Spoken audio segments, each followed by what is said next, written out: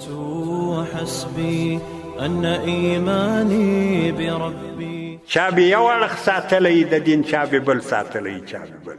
که نه وای نن به ما او تا لکه یهودو نسوارا دی وای، ما به پر تا د کفر ټاپې لګولی، تا به پر ما لګولی، یا بل به بل لګولی، یا بل به. که ته اوس هم د کفر ټاپې سره لګو، هغه اوس غلط فهمي ده. هغه څوک پوه نه دي بل ته کافر وایي، پوه نه دي. پوهان خلک اوس یو د بله کافران نه سره وایي، ځکه پوهان خلک هغه دي چې خپل کردار د ټولنې کردار، ستا کردار د بل کردار پر قرآن عرض کړي. قرآن هنداره ده زموږ دپاره. که په دغه هنداره کې صحیح وختې نو بیا چې څوک غلط درته وایي بیا خو غلط، او که په دی کې غلط وختې نو خو یې غلط.